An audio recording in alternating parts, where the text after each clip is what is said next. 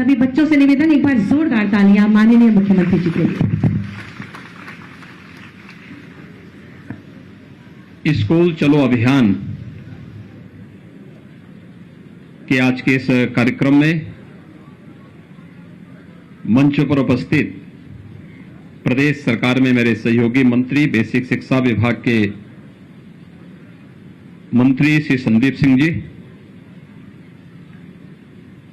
जिला पंचायत के अध्यक्ष श्री ददन मिश्रा जी, माननीय विधायक श्रावस्ती श्री राम फेरन पांडे जी, प्रमुख सचिव बेसिक शिक्षा श्री दीपक कुमार जी, विद्यालय के और बेसिक शिक्षा विभाग के सभी अधिकारीगण, ग्राम पंचायत के ग्राम प्रधान समेत सभी सम्मानित नागरिकगण, प्रदेश भर से इस कार्यक्रम में जुड़े हुए शासन से सभी मेरे संबंधित मेरे सहयोगी मंत्रीगण, सम्मानित जनप्रतिनिधिगण, अभिभावकगण और प्यारे बच्चों, आज मुझे प्रसन्नता है कि लगभग 2 वर्ष बाद कोरोना जैसी महामारी पर एक प्रकार से प्रभावी अंकुश तात्कालिक दृष्टि लगाने के बाद हम लोग फिर से स्कूल चलो अभियान के इस कार्यक्रम के साथ जुड़ रहे हैं। मैं इस अवसर पर सभी प्रदेश की अपनी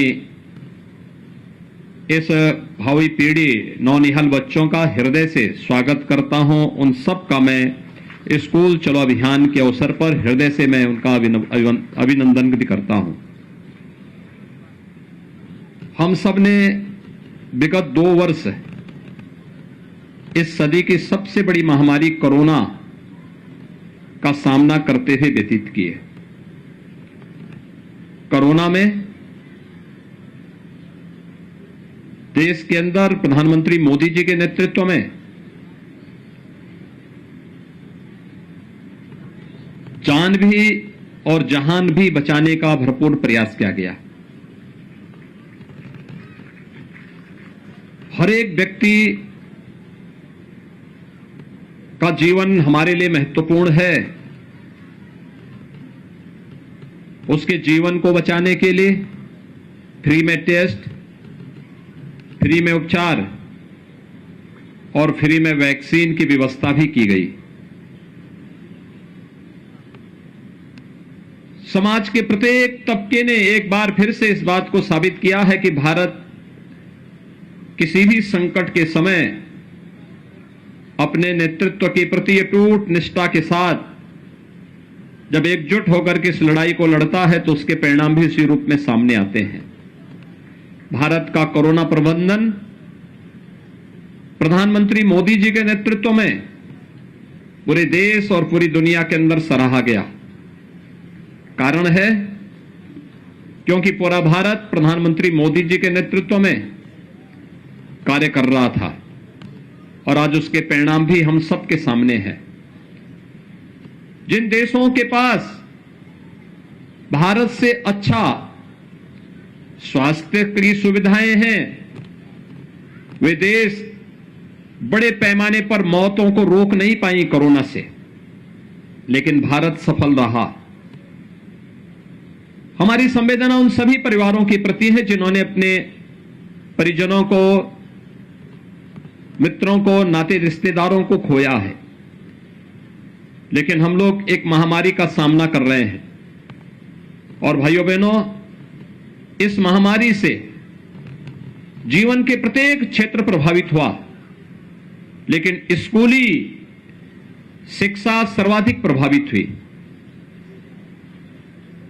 उस सब के बावजूद जब समाज खड़ा हो जाता है, नेतृत्व के साथ मिलकर के इस लड़ाई को लड़ता है, तो उसका परिणाम भी हमारे सामने उसी रूप में देखने को मिलता है।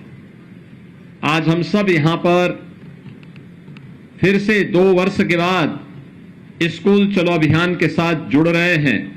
याद करिए 2020 में, अप्रैल 2020 में इस समय लॉकडाउन था, सारी गतिविधियां बंद थी, पूरी तरह गतिविधियां ठप सी हो गई थी और ये लगातार अगले 2-3 महीनों तक चलता रहा। लेकिन आज उत्तर प्रदेश जैसे देश के सबसे बड़े राज्य की स्थिति पर हम जब चर्चा करते हैं तो उत्तर प्रदेश 25 करोड़ की आबादी का राज्य और 25 करोड़ की आबादी के राज्य में आज के दिन पर नाम मात्र के कोरोना के एक्टिव केस ही बचे हुए हैं। सारी गतिविधियां खुल चुकी हैं, 30 करोड़ से अधिक वैक्सीन की डोजेस दी जा चुकी हैं। जिन लोगों के काम धंधे प्रभावित हुए, फ्री में राशन की व्यवस्था उनके लिए एक बार नहीं, डबल इंजन की सरकार है, महीने में 2 बार फ्री में राशन की व्यवस्था भी उनके लिए उपलब्ध करवाने की कार्रवाई हो रही है। प्रवासी कामगार और श्रमिकों के लिए रोजगार सृजन की कार्रवाई युद्ध स्तर पर आगे बढ़ रही है। और उन्हीं स्थितियों में कोरोना कालखंड में प्रधानमंत्री मोदी जी के नेतृत्व में तकनीक का भी प्रयोग किया गया। ऑनलाइन एजुकेशन को बढ़ावा देने के लिए कार्य प्रारंभ हुआ। आज प्रदेश सरकार स्नातक प्रास्नातक के सभी छात्र छात्राओं को टैबलेट और स्मार्टफोन वितरण करने की कार्रवाई युद्ध स्तर पर आगे बढ़ा रही है। लेकिन हम सबको शिक्षा की सबसे बेसिक यानी जो सबसे आधारभूत इकाई है बेसिक शिक्षा, इस पर विशेष ध्यान दिए जाने की आवश्यकता है। बहुत सारे बच्चे होंगे जो 2 वर्ष के अंदर स्कूल का मुंह न देखे हों और अब स्कूल जाने में उनको थोड़ा आलस आ रही हो, और इसलिए तय किया गया कि हमें फिर से स्कूल चलो अभियान के कार्यक्रम के साथ हर एक बच्चे को जोड़ना होगा, हर एक परिवार को जोड़ना होगा और कोई बच्चा छूटने न पाए। इसके लिए समाज को एक संकल्प के साथ आगे बढ़ना होगा। भाइयों बहनों, शिक्षा यह एकमात्र साधन है जो प्रत्येक व्यक्ति के जीवन में परिवर्तन का कारक बन सकती है। शिक्षा ही वास्तव में प्रत्येक नागरिक को एक सही दिशा दे सकती है, हर एक व्यक्ति के सर्वांगीण विकास का आधारशिला खड़ी कर सकती है। और याद रखना, जब व्यक्ति सक्षम होगा तो समाज भी सक्षम होगा, और समाज सक्षम होगा तो राष्ट्र स्वयं ही सशक्त होता हुआ दिखाई देगा। और राष्ट्र की आधारभूत सक्षम होने के लिए जिस एक प्रयास की सर्वाधिक आवश्यकता होती है वह है कि हम हर व्यक्ति को, हर बच्चे को शिक्षित करें। ये न केवल हमारा नैतिक दायित्व है बल्कि हमारा ये राष्ट्रीय कर्तव्य भी बनता है कि अपने देश को दुनिया की एक ताकत बनाने के लिए हमें हर एक बच्चे को शिक्षित करना होगा। और शिक्षित करने के लिए आवश्यक है हम उसे स्कूल भेजें, स्कूल लेकर के आए।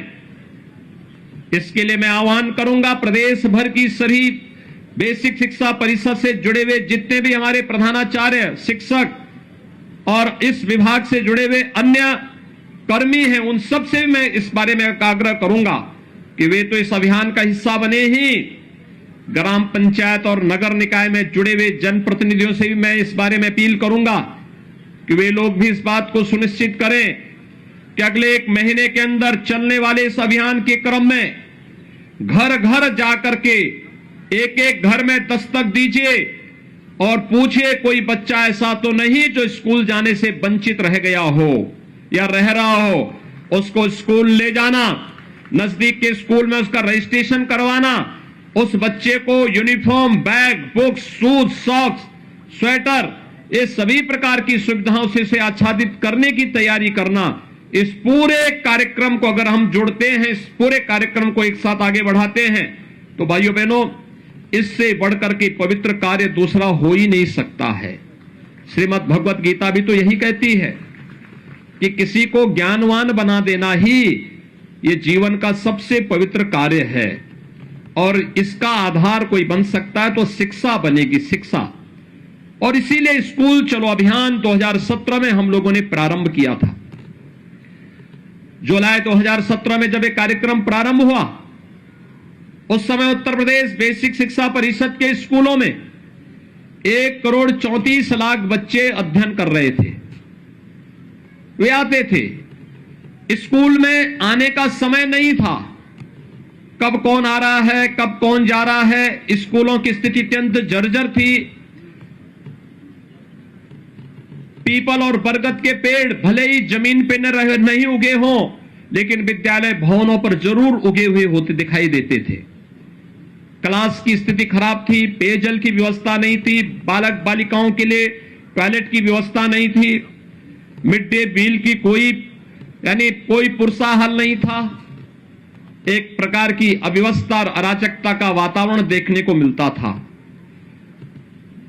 स्कूल आने वालों की संख्या कम, छोड़ने वालों की संख्या ज्यादा दिखाई दे रही थी। लेकिन आज जब लगातार 3 वर्ष तक स्कूल चलो अभियान प्रारंभ हुआ, आगे बढ़ा, तो मात्र 3 वर्ष के अंदर उत्तर प्रदेश में बेसिक शिक्षा परिषद के स्कूलों में 1,80,00,000 बच्चे इन्हीं विद्यालयों के में अपना नामांकन करा करके वहां पर अध्ययन के साथ जुड़े और उस बेसिक शिक्षा परिषद के साथ जुड़ करके शिक्षा की आधारशिला को मजबूती प्रदान करने में अभिभावकों ने अपना योगदान दिया। तो बच्चों ने आकर के इन स्कूलों को फिर से एक बार यहां की रौनक को बढ़ाने का काम भी किया। इस दौरान प्रयास हुए, हमने हर बच्चे को बैग, बुक्स, 2 यूनिफॉर्म, जूते, मोजे, स्वेटर, ये सभी कुछ उपलब्ध करवाने का कार्य किया। लेकिन साथ ही साथ ऑपरेशन कायाकल्प के माध्यम से हमारे माननीय जनप्रतिनिधियों ने, शिक्षा विभाग के अधिकारियों ने, पुरातन छात्रों ने, समाज के जागरूक नागरिकों ने, सबने मिलकर के एक अभियान प्रारंभ किया। और वह अभियान था जिसमें एक एक विद्यालय गोद लेकर के और उन विद्यालयों में अच्छी फ्लोरिंग बना देना, साफ सफाई की व्यवस्था कर देना, वॉल पेंटिंग की व्यवस्था करना, वहां पर बच्चों के लिए जो भी अन्य रोचक कार्य हो सकते हैं, सेपरेट टॉयलेट की व्यवस्था करना, पेयजल की व्यवस्था करना, वहां पर विद्युत की आपूर्ति हो सके, इसके लिए भी प्रयास प्रारंभ हुए। फर्नीचर देने के कार्य प्रारंभ हुए। मुझे स्वयं जब एक विधायक के रूप में जो विधायक निधि मिली, तो मैंने अपने विधानसभा क्षेत्र में हर विद्यालय में बेसिक शिक्षा परिषद से जुड़े हुए हर विद्यालय में फर्नीचर देने का काम किया, जिससे वहां पर हर बच्चा आकर के स्कूल में फर्नीचर में बैठ सके, कुर्सी मेज में बैठ सके, उस प्रकार की व्यवस्था वहां पर उनके लिए देने का कार्य हुआ। मिड डे मील के स्तर को सुधारने का कार्य हुआ। और देखते ही देखते 1,58,000 जो विद्यालय थे बेसिक शिक्षा परिषद के, इनमें से 90,000 से अधिक विद्यालयों में ये सभी प्रकार की सुविधाओं से इसे आच्छादित करने का कार्य हुआ। आज बढ़कर के 1,34,000 तक पहुंच चुकी है। लेकिन अभी भी बहुत सारे विद्यालय हैं जिन्हें ऑपरेशन कायाकल्प के साथ जोड़ना है।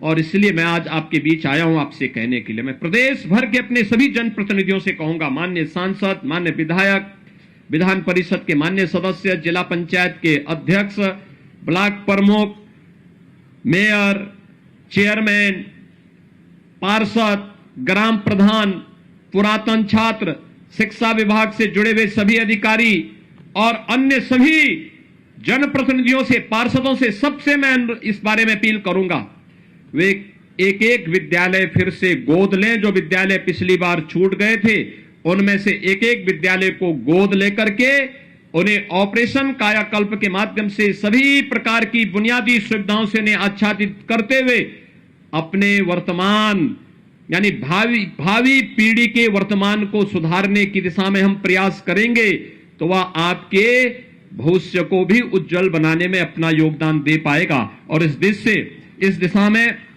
मैं अपील करूंगा कि एक एक विद्यालय गोद लेकर के इस कार्यक्रम को वे सभी लोग स्कूली शिक्षा के इस पवित्र कार्यक्रम के साथ जुड़े।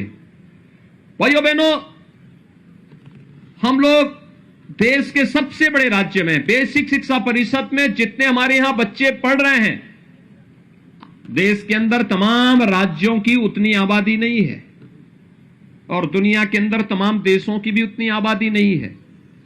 लेकिन हमें अपने प्रदेश के इन बच्चों की प्रतिभा पर गौरव की अनुभूति करनी चाहिए, इन्हें उचित माहौल देना चाहिए।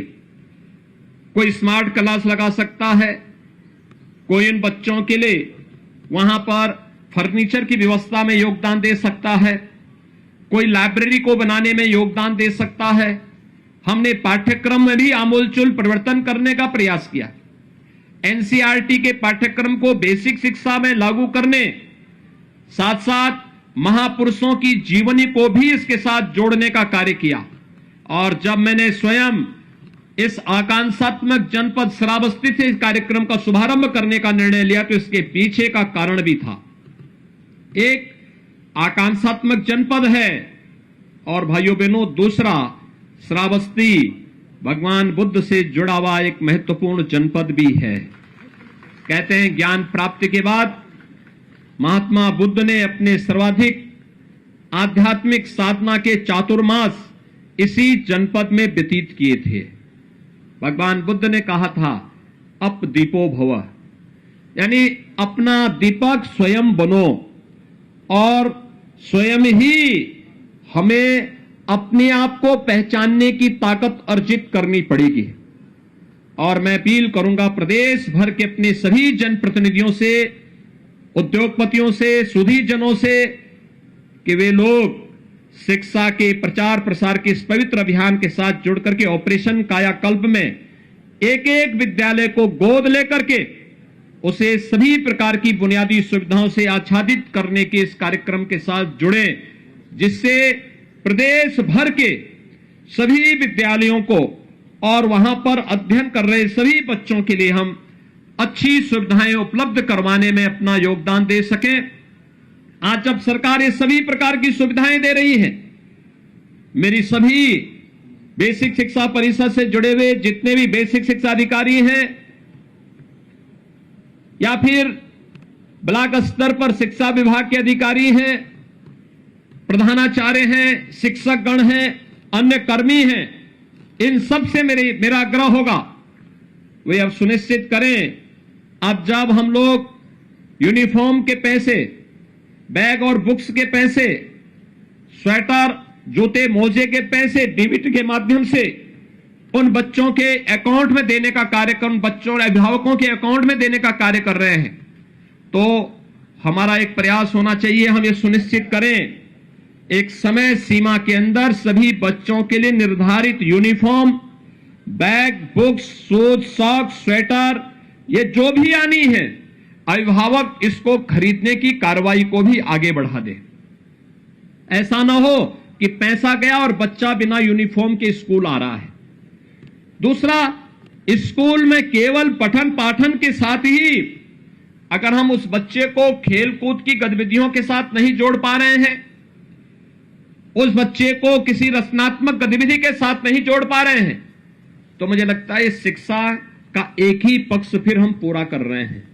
उस बच्चे के सर्वांगीण विकास की दिशा में हमें प्रयास करना चाहिए।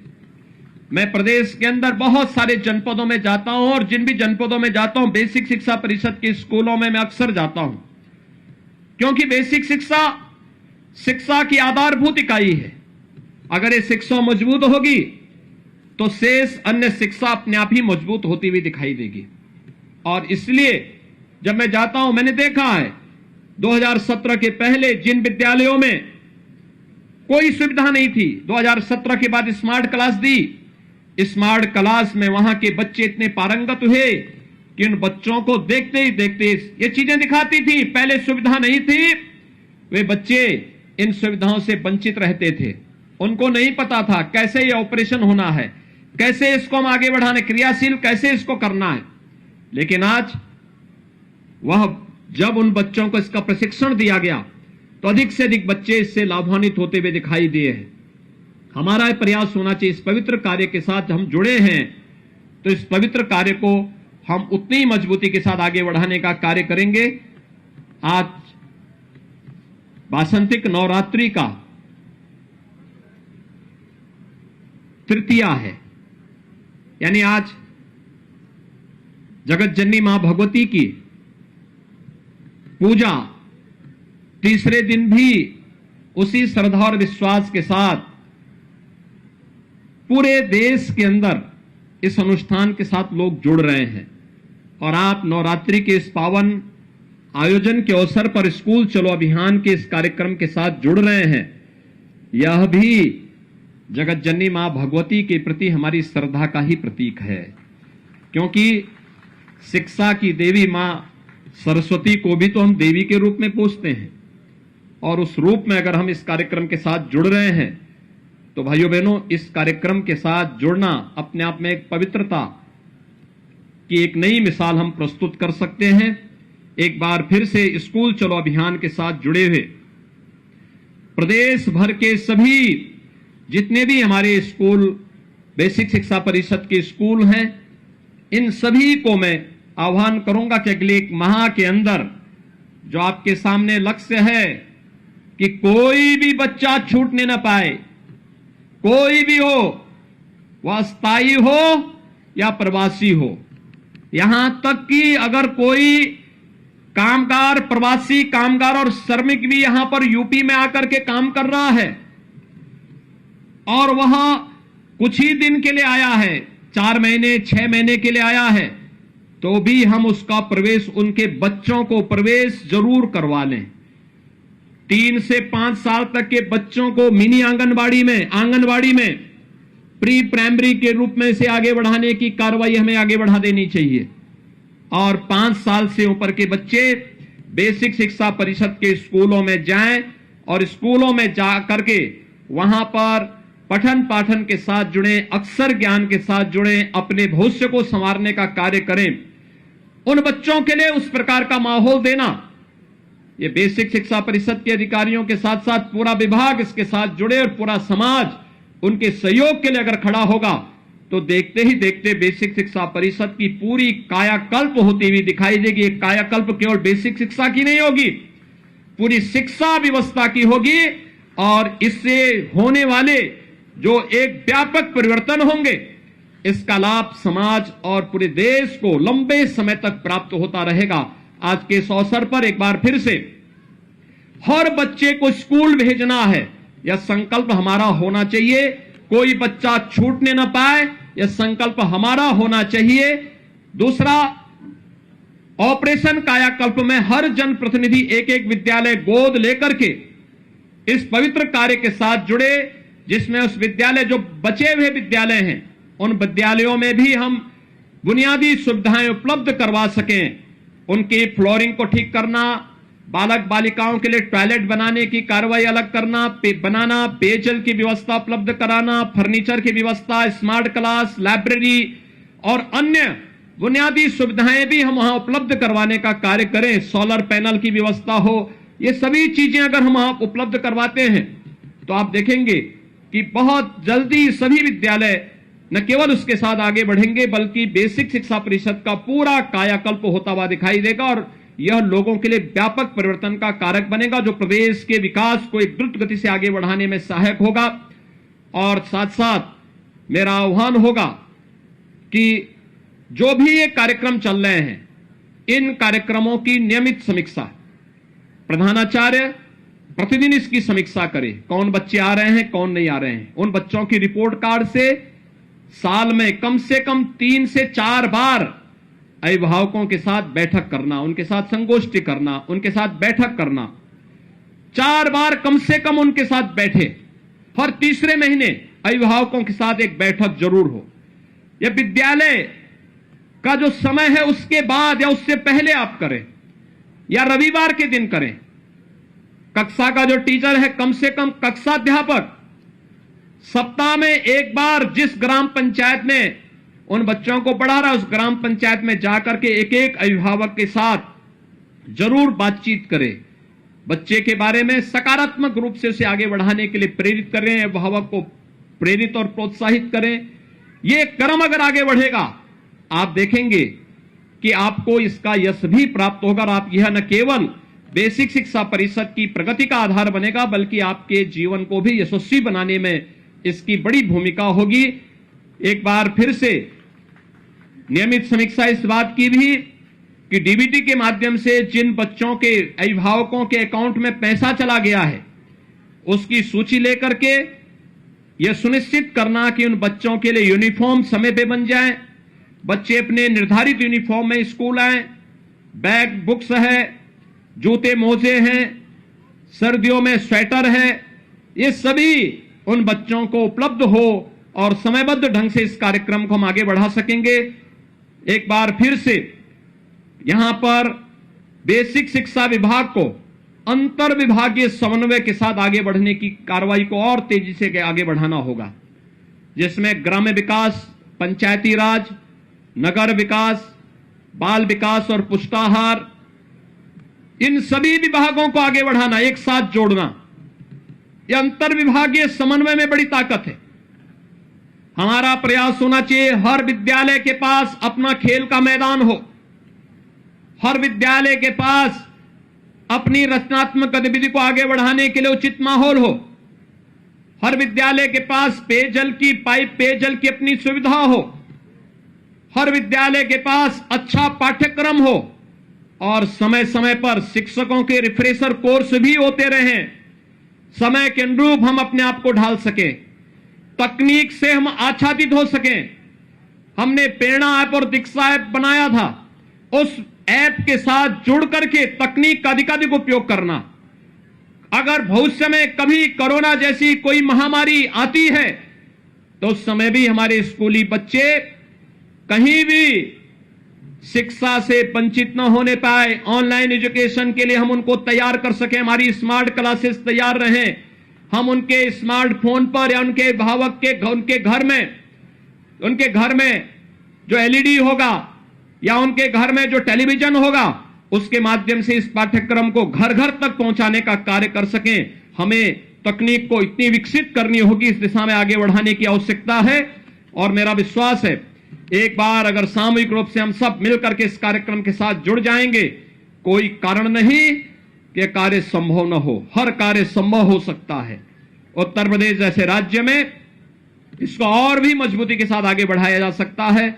मैं एक बार फिर से बेसिक शिक्षा परिषद को स्कूल चलो अभियान के कार्यक्रम को आगे बढ़ाने के लिए हृदय से बधाई देता हूं और विश्वास व्यक्त करता हूं कि शासकीय स्तर पर भी हर सप्ताह इसकी समीक्षा हो कि कितने बच्चे अपना नामांकन कराए हैं और कितने अभिभावकों के साथ संवाद का एक कार्यक्रम आगे बढ़ रहा है और हम मजबूती के साथ इस कार्यक्रम को सफलतापूर्वक आगे बढ़ाने का कार्य कर रहे हैं।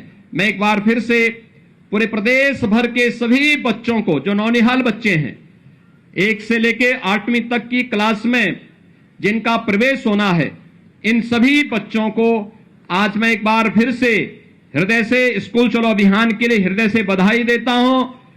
उन्हें नवरात्रि की हृदय से शुभकामनाएं देता हूं, उनके उज्जवल में भविष्य की कामना करता हूं और विश्वास व्यक्त करता हूं कि हम सब स्कूल जाकर के अच्छा पढ़ेंगे, अच्छा करने का प्रयास करेंगे, अच्छा नागरिक बनेंगे और देश को अपना सशक्त बनाने में अपना योगदान दे पाएंगे।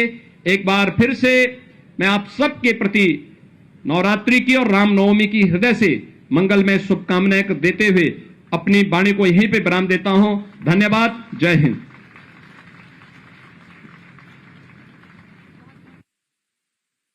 बहुत बहुत धन्यवाद और आभार माननीय मुख्यमंत्री जी आपके प्रेरणादायी उद्बोधन के लिए। मैं निवेदन बहुत बहुत धन्यवाद और आभार माननीय डॉक्टर श्यामा प्रसाद मुखर्जी रू अर्बन योजना अंतर्गत आच्छादित विद्यालयों में अपेक्षित